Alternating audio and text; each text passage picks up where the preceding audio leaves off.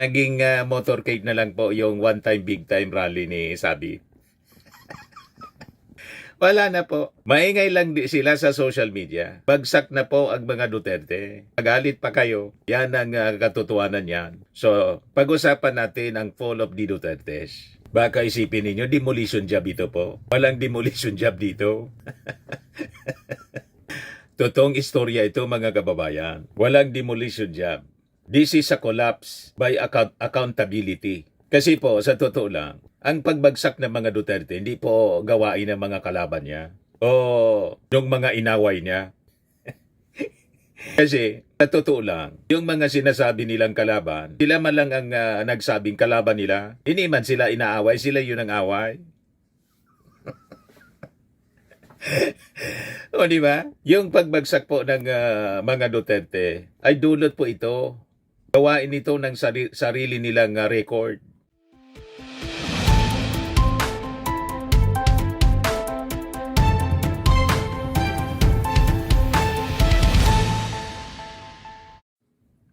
Hello po mga kababayan, si Dante Maravillas. Pag-usapan po natin mga kababayan yung pagbagsak ng mga Duterte. Bakit niya Mr. Maravillas, bagsak na yung mga Duterte? Kitang-kita po ang writings on the wall.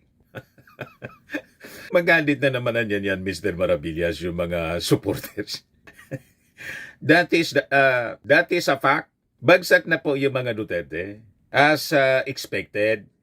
Within the week po, magpa-file. Siguradong may magpa-file ng impeachment complaint laban kay Sara. Yung panguloan niya, Mr. Maravillas, di ba finailan ng impeachment complaint? 2 impeachment complaints. Malaman po yon. Sigurado yun mababasura. Wala man yun support mula sa majority ng mga members ng Congress. Kaya sinasabi natin, the fall of the Dutertes, ang pagbagsak ng mga Duterte. Kasi una, yung tatay, matagal nang na-deliver sa Dahig. At by admission ni Sara, mga kababayan, mahirapan na makalabas pa. Yun ang sinabi ni Sara. Another year niya. Ang bobonin nila sa Dahig. Anong another year? Malamang sa malamang, permanente na mga kababayan. Di ba? At sa pagbabalik ni Sara dito sa Pilipinas, mga kababayan, impeachment complaint, another impeachment complaint ang kanyang kakaharapin. So pag-usapan natin, mga kababayan, ang writings on the wall, the fall of the Dutertes. Kasi yan po talaga ang reality. Pilit nilang binabangon ang pangalan ni Digong sa pamamagitan ng mga rallies. Langaw po ang sumalubong sa kanila. Yung mga parali ni Sabit.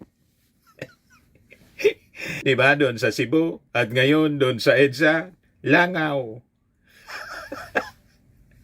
Sabi ko sa inyo, wala na po. Tapos na ang politika ng mga Duterte. Maingay lang po sa social media kasi funded ng China.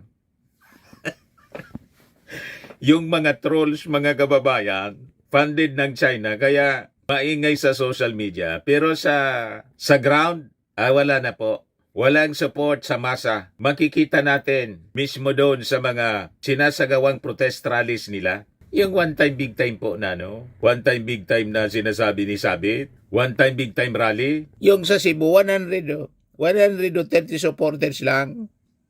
Sabi sa report ng ng GMA. O ito naman yung sa yung sa EDSA.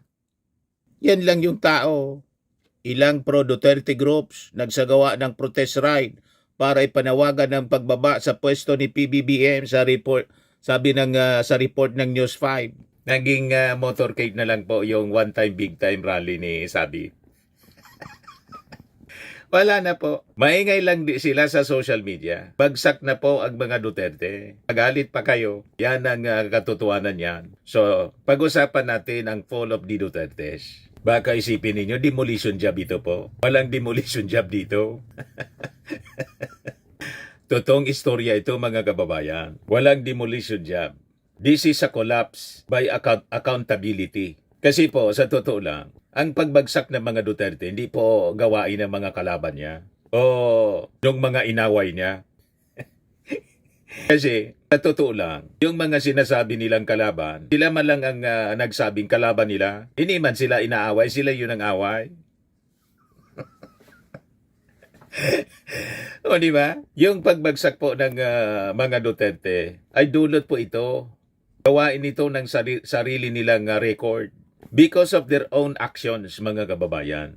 Sariling galaw, sariling pag-iwas sa pananagutan. So ngayong 2026, mga kababayan, nakikita ninyo sa mga developments ng balita, sabay-sabay na humaharap po ang apelyidong Duterte sa batas. Lokal man o international. Si Sara dito sa Pilipinas, may kaso sa ombudsman, may impeachment complaint na kahit po tiniknikal ng Supreme Court, i-refile ang impeachment complaint. Pag-lapse sa February 7 na po, within the week, mangyayari, i-refile ang another impeachment complaint laban kay Sara Duterte. Kita ninyo, yung tatay niya sa ICC, tuloy na ang trial. Kasi lagi pong denied yung mga pleas and petitions. Sablay lahat kasi yung mga argumento. At makikita natin, mga kababayan, sa bawat batas, facts ang tumitibag mismo sa kanila. Kaya nila ito pilit na iniiwasan sana. Kaya lang, malabo na maiwasan nila, mga kababayan. So unahin muna natin yung issue kay Digong. Wala pong pumabor kahit isa. Sa mga judges, yung mga petitions laging reject. Yung mga palusot kasi po, mababaw. Sa kabila po ng sunod-sunod na delaying tactics ng kampo ni Digong, ni minsan walang desisyong pumabor po sa kanila. Sa International Criminal Court, klaro ang ruling, klaro ang pizza. Noong January 2026, yung kalilipas pa lang na buwan kasi February 1 na, pinagtibay po ng ICC pre-trial chamber. Na-fitan niya to stand trial si Digong. Tinanggihan po ang depensa na cognitive impairment niya. So tinalaga po ang confirmation of charges Pebrero 23, 2026. As you know, nasa custody ng ICC si Digong mula pa noong Marso 2025. Kung saan yung kaso, alam naman po natin, crimes against humanity. Sinong may gawa ng kaso niya? Siya. Alangan man si PBBM yung may gawa ng kaso niya. Yan na kaso niya, ginawa, mga kababayan niya, na crimes against humanity nung kanyang administrasyon. At yung iba, nung mayor pa siya. So with that decision, mga kababayan, ng ICC, ang ibig sabihin nito, walang medical escape. Walang legal shortcut. Wala pong political shield sa international court. Bawal din ang drama doon. Hindi umobra ang drama at propaganda. Hindi kinakagat po. Lalong napapasama. So ito na po yung pinakamalaking hamon ng strong man narrative sa realidad ng hostisya. Ngayon, punta tayo sa another Duterte, yung kanyang anak na si Sara Duterte. Naharap sa kasong plunder sa ombudsman, confidential funds, misuse, at saka siyempre yung impeachment. Technical man po ng Supreme Court pero pwedeng i-refile ng Kongreso. Ng sino man na nag-file na po ng unang impeachment complaint laban kay Sara. At malamang sa malamang, the majority of the members ng Congress will endorse the required numbers, makukuha uli, mga kababayan. So hindi po ito isang reklamo. Pag tiningnan po natin, ito ay isang pattern. Pattern ng masasamang gawain, mga kababayan, na gusto siyang panagutin siyempre.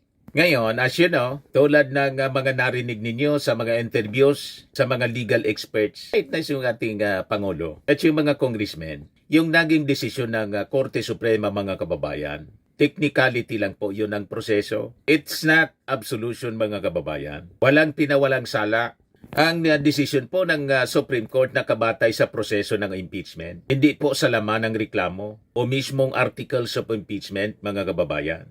Walang naganap na formal trial, walang factual determination ng mga paratang. Yun ang malinaw. So, after February 6, asahan natin po ang mas mabigat na impeachment complaint laban kay Sara Duterte. Kasi siyempre, pinag-aralan na lalo ng ating mga congressmen, ng mga complainants. So parehong grounds ang maaring isama muli. Mas marami pang mga ebidensya ang pwedeng ipasok. At posible, mga kababayan, kabilang na yung testimonya ni Ramil Madriaga, yung nagpakilalang dating aide ni Sara Duterte. kung saan yung testimony naging parte ng plunder case na isinampa mga kababayan sa ombudsman ni dating Senador Trillanes. So sa naging desisyon ng Supreme Court ayon sa paliwanag po ni Batangas Representative Jinky Luistro, Chairman Committee ng House Justice Committee, process niya yung tinamaan, hindi yung merito ng kaso. So malinaw, hindi po cleared si Sara Duterte. Nadili lang. At sa politika mga kababayan, malinaw, ang delay ay hindi tagumpay. Oras lang yan bago sumabog muli ang kaso. Yan yan, Mr. Maravillas. Di ba may iba pang Duterte? Si Pulong, si Baste, si Kitty. Wala naman yun po. Si Pulong malabo. Lalo't kung ano-anong mga kinasasangkutan din nun, mga kababayan. Si Baste nang maghamon tulad ni General Torre at Chupi. Si Kitty, nakita naman po ninyo yung lifestyle noon. Kaya wala na. Bagsak na yung apelyido mga kababayan ng mga Duterte. Nasira. Hindi dahil sinira ng mga kalaban niya, kundi sila yung sumira sa kanilang apelyido. So nakikita natin sa 2026 ang sabay-sabay na pagguho ng pamilya Duterte. Si Digong, yung pinakang pinuno nila, yung tatay, naharap sa ICC. At walang lusot mga kababayan. Si Sara, plunder at impeachment. Babalik yung impeachment na mas mabigat yung kaso. Si Pulong, discredited na rin po sa kakaikot, junket, politics, world tour palagi. Diba? Si Pulong, simbolo ng kainaan sa pamumuno sa Davao. Si Kitty, pribilihiyo na lantad sa mata ng publiko. Alam na ninyo, pinopost niya lagi yung kanyang mga pasosyal at bisyo. Kabata-bata mga kababayan. So malinaw na yung pagbagsak ng mga Duterte mga kababayan ay hindi dahil sa gawa ng kalaban kundi sa sarili nilang gawain. So walang ibang dapat nasisihin kundi sila. Yung mga kaso nilang kinakaharap, wala man nagsabi sa kanila na gawin nila yon. Tama po. Kaya kapag sabay-sabay na po na kumakatok ang hustisya, kahit gaano kalakas ng apelyido, ay talagang bumabagsak. Mayayabang kasi po eh. Biblical po yan. He who exalts himself, sabi sa Bible, shall be humbled. And he who humbles himself shall be exalted. Yan sabi sa Matthew and Luke. For whoever exalts himself will be humbled, and whoever humbles himself will be exalted. Kaya lagi ko yan mga kababayan binabanggit para maging aral sa atin and reminder, dapat simple lang. Di ba? At sabi sa Proverbs ni King Solomon, pride goeth before destruction and a haughty spirit before a fall. Pag ma-pride ka, ang mga ma-pride na tao yung mga mapagpaimbabaw. Di ba?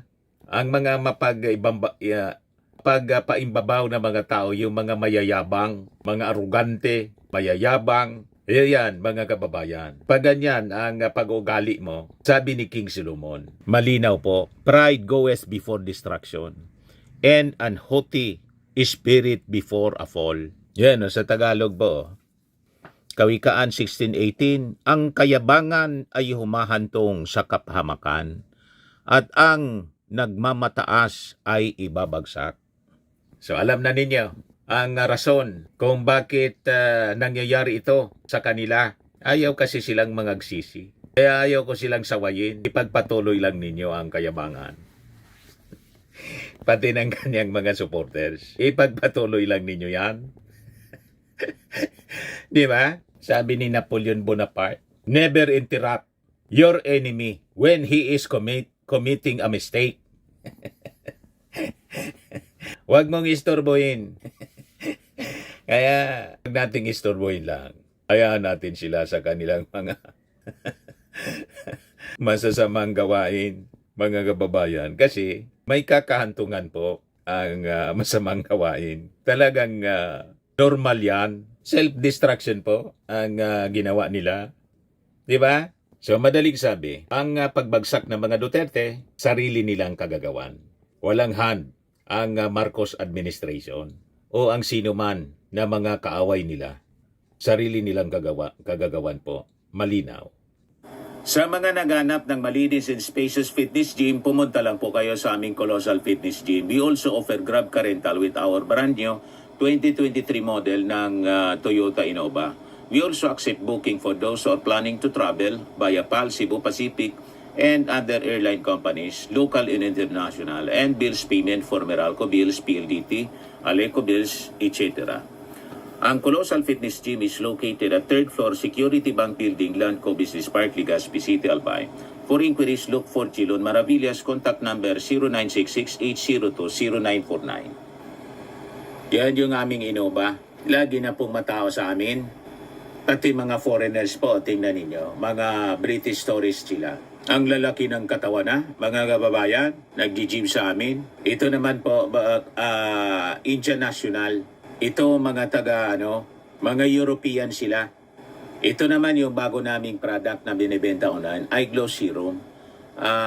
Whitening po siya galing sa South Korea.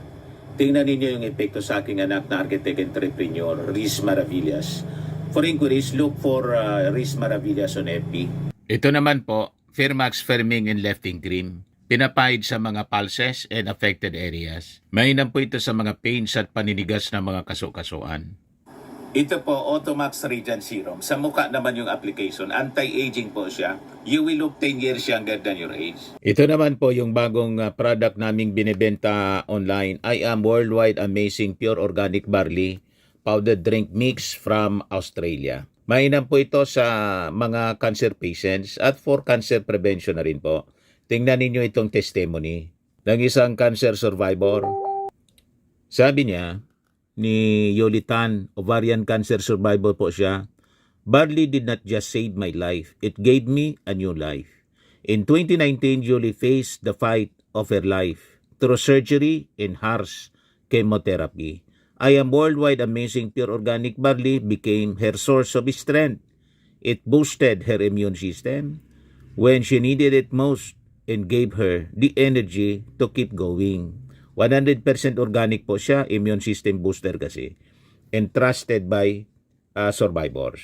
Ganon din yung testimony ng cancer survivor na si Maritoni Fernandez. For your inquiries and orders, mag-message na lang kayo sa aking anak na architect entrepreneur, Riz Maravillas. Sa mga mahilig naman po sa mga imported bags and wallets, dumiretso na lang kayo kay Ma'am Eileen Rosales, Eileen Closet po, nakabase sa Amerika. Yan po yung kanyang mga napakagandang mga bags.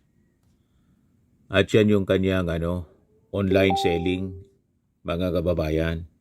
Sa mga mahihilig po, magpa-spa, try niyo po dito sa Pamper City, the Medical Aesthetics and Wellness Center.